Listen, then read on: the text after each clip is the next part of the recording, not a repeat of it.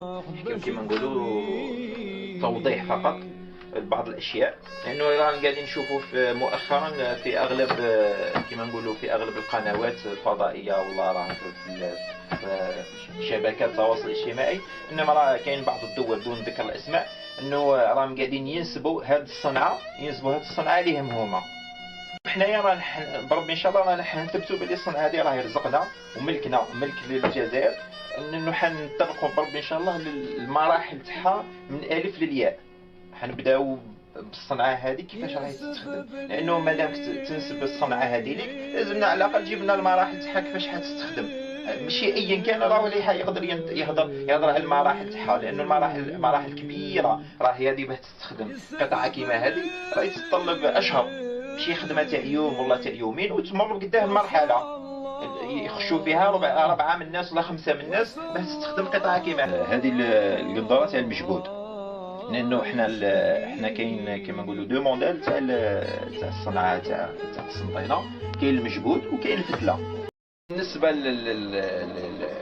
رانا نسمعوا مؤخرا ان القاطفه كاين جماعه راهي تدور على الديار ويدوروا يشريوا القاطفات هذو تاع بكري. علاش؟ ينسبوا العمل هذا مادام عندهم قاطفه اللي عندها 40 و50 سنه حابين ينسبوا ليهم العمل هذا، تسمى مادام عندهم 40 سنه راهي تاعهم. حنا هذه القاطفه اللي راهو اللي يبيع القاطفه هذه القديمه راهو يبيع في الارث تاعنا ويبيع في التقاليد تاعنا ويبيع في التاريخ تاعنا. شي حاجه انك تبيع القنطره ديما تتباع ما تتشرى. هنا انا عندي مثلا القاطفه هذه راه عندها اكبر من 50 سنه ولا اكثر. انا ما على باليش اكزاكت الانسان باش يكون صادق، ما باش بصح راهي قديمه، راهي مخدومه بالخيط بكري تاع بالخيط الفتله اللي يجي مذهب بالذهب، ومخدومه بالكنتين ومخدومه بالجلوه. حنا حتى القماش حنا كي نشوفوا النوعيه تاع القماش نعرفوا بلي القندوره هذه اسكو قديمه ولا جديده. هذا راه ماهوش اينوكس، هذا راه فيه الذهب، هذا فتله فيها الذهب ماشي اينوكس.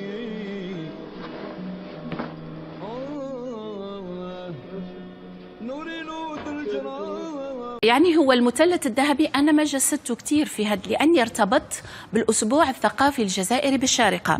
أخذت الأكثر، أخذت اللباس العتيق، ونبدأ بالقندورة القسنطينية من الشرق، يعني من عاصمة الشرق الجزائري.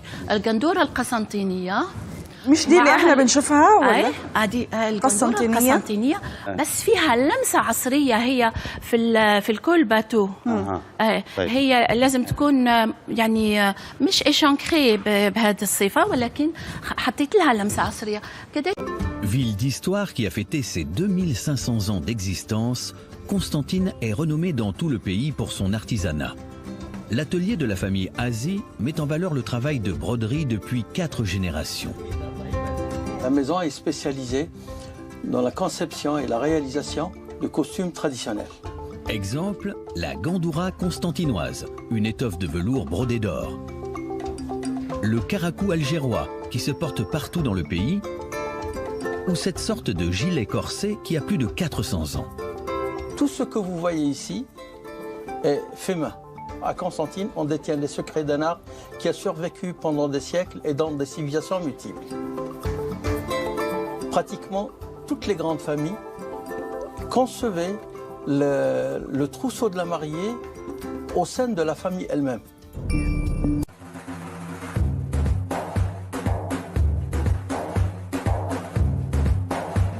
قسنطينة مدينة الحرف، مدينة العلم ومدينة الحرف. اللباس التقليدي القسنطيني متنوع. القندورة، في القندورة موجودة قندورة الفتلة، قندورة المجبود، قندورة الشامسة، الغليلة، قفطان القاضي. يعني فيه تنوع كبير في الفستان، في فستان اليومي بعد، وفستان السهرات، فستان الأعراس كذلك. هز رسمة كما هذه راهي موجودة لهنا مستوحاة من الزليش، فبالتالي كاين ارتباط بين التطريز، بين الفستان وبين المدينة. الشغل اللي تشوف فيه تقريب جلو شغل بالطبع يدوي، وشغل كان في العائلات وسط الدار، كمثال تدخل دار تلقى أنامل فتيات تشغل في التطريز، فنانات في هذا التخصص، في تخصص التطريز واللباس وتحقيق اللباس التقليدي. تزخر المنطقة بموروث ثقافي عمره مئات السنين. الجندورة لا تزال تمثل هوية النساء هنا، فهي الزي التقليدي الذي ترتديه المرأة القسنطينية ويميزها عن غيرها. طرزها بالخيط الذهبي أو الفضي الذي يعرف بالمجبود أو الفتلة لا يزال مصدرا للمتعة، ورغم التأثيرات التي تعاقبت على المدينة إلا أن الجندورة القسنطينية دائما حاضرة وفي جميع المناسبات. أي دار من أي عائلة من العائلات العريقة الموجودة في قسنطينة كان التروسو، يعني اللباس تاع العروس كله تقريبا كل اللباس يشغل بالبيت. الشيء اللي جعل أن هذيك مهنة التطريز كمثال مهنة الخياطة كانت متوارثة. الطرز بالفتلة أو المجبود تقليد متوارث منذ القدم، حيث تميزت الجندورة القسنطينية بتفصيلاتها الخاصة، إذ يتم اختيار رسم نموذجي ثم يوضع فوق جلد مدبوغ، ويتم بعد ذلك نقش الرسم على الجلد بواسطة البرد، ويلصق بعدها بواسطة غراء. ثم تأتي المرحلة الأخيرة وهي عملية الطرز بخيط الفتلة أو المجبود، لتكون بذلك القطعة جاهزة للتفصيل النهائي. بعد ما نخلصوا مدة مرحلة الفريضة نجوزوا لمرحلة التلساق اللي كنا رانا نشوفوا فيها كما كنت راني قاعد ندير. بعد ما نخلصوا المرحلة تاع التلساق نعقبوا المرحلة تاع التغريز كما كنت ندير قدامكم الطفل الكبير.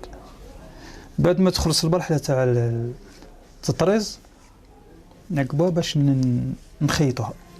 لا تستغني عروس قسنطين عن الجندورة في ليلة عمرها، وتحرص على ارتدائها في كل المناسبات العائلية المختلفة. ورغم غلاء سعرها إلا أن العديد من العائلات القسنطينية تحرص على امتلاكها، فيما يتفنن صانعوها في تقديم الجديد والمميز مع الحفاظ على روح الجندورة القديمة. تبقى الجبة أو الجندورة القسنطينية عنوانا ودليلا لتميز المرأة في هذه المنطقة بهذا اللباس الملكي الذي استطاعت الحفاظ عليه عبر مئات السنين.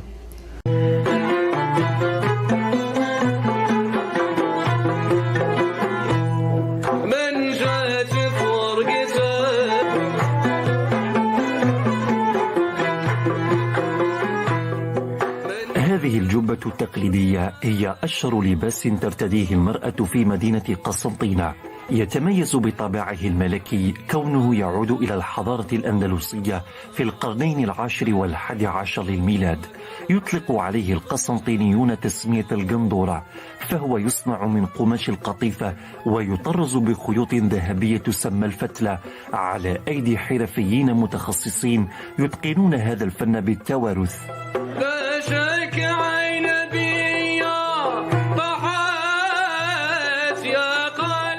كل امرأة في مدينة قسنطينة ترتدي الجندورة ترى نفسها أميرة، كون هذا الزي التقليدي لا يزال يحتفظ بطابعه الملكي منذ عهد الفتوحات الإسلامية. العروسة القسنطينية لازمها تخرج جندورة قطيفة في عرسها، تخلي العروسة تحس روحها سلطانة في نهار عرسها.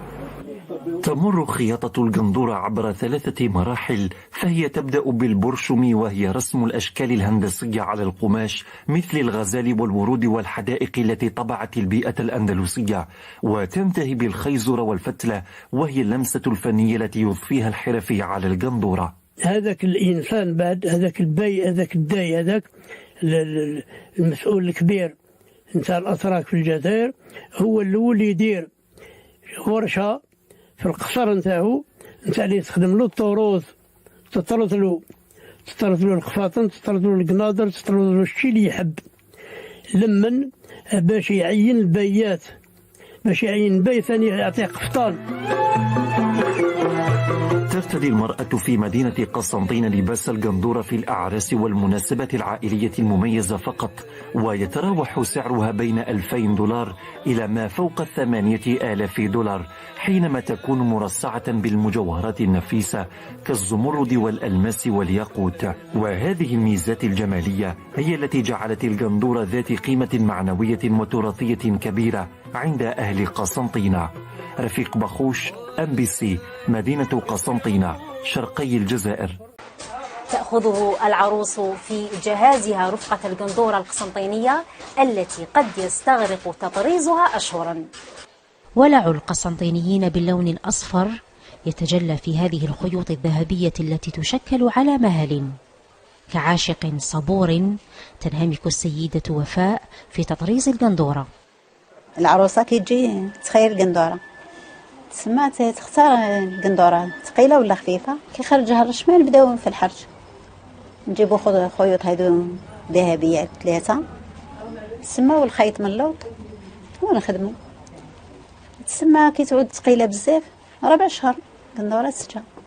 في دار عزي ومنذ أكثر من نصف قرن تعيش الحرفة لتورث. صار اجتهاد في أننا عاودنا شفنا مع التصميم الأصلي وخففنا فيه، مدينا له شيء من العصرنة، الشيء اللي جعل الفتاة القسنطينية بل الجزائرية ولات حافظت على انتقاء هذاك اللباس. تلبس القندورة القسنطينية أكثر في الشرق الجزائري، تحافظ على تلك الأبهة في أفراح العائلات، ورغم ارتفاع سعرها النسبي إلا أنها حافظت على الإقبال ذاته، فهي لا تروي قصة فرح بل تاريخ بلد حين تلبس. جهد رمضاني، العربي، الجزائر.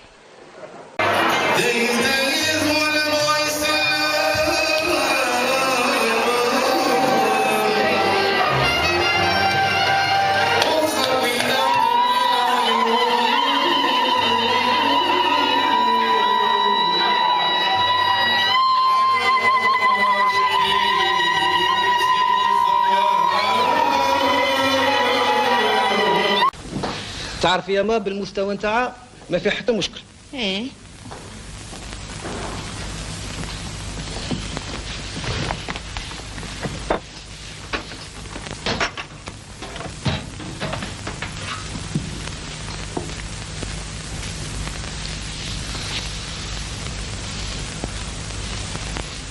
وخير ما نشم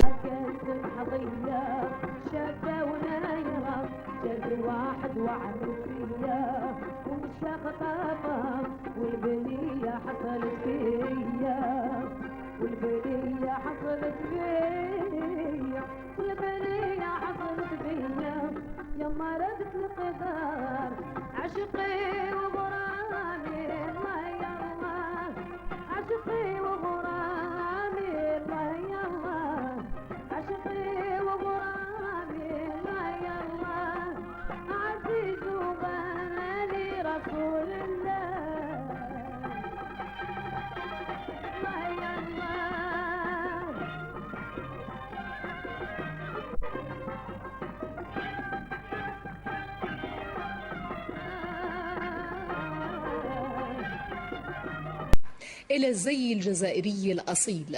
القندورة القسنطينية أو القطيفة رمز أصالة وأناقة المرأة شرق البلاد. جودة في المواد المستعملة في الحياكة كالمخمل الحريري والجلد الفاخر.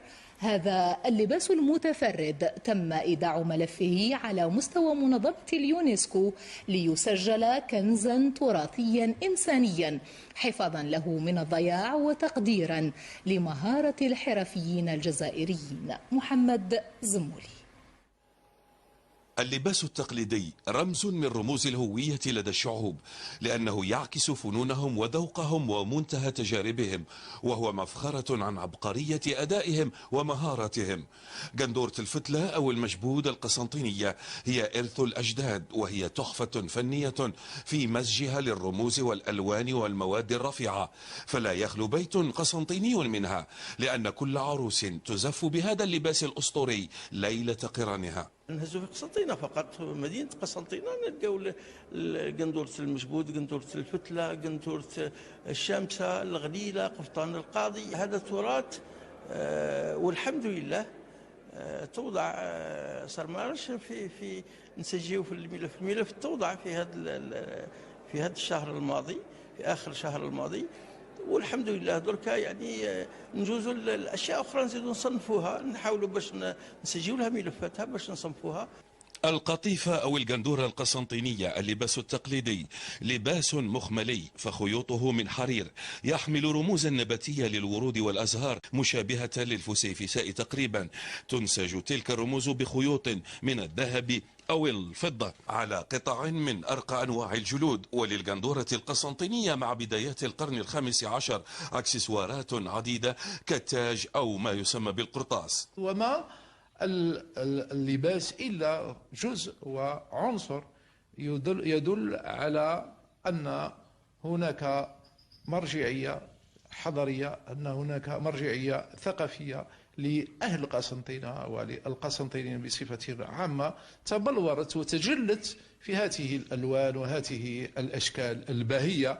وقد تم إيداع ملف لإدراج الجندورة القسنطينية ضمن كنوز التراث الإنساني لدى منظمة اليونسكو لهذا الزي الذي يمثل جمال وروح مجتمع برمته وحماية له من الاندثار.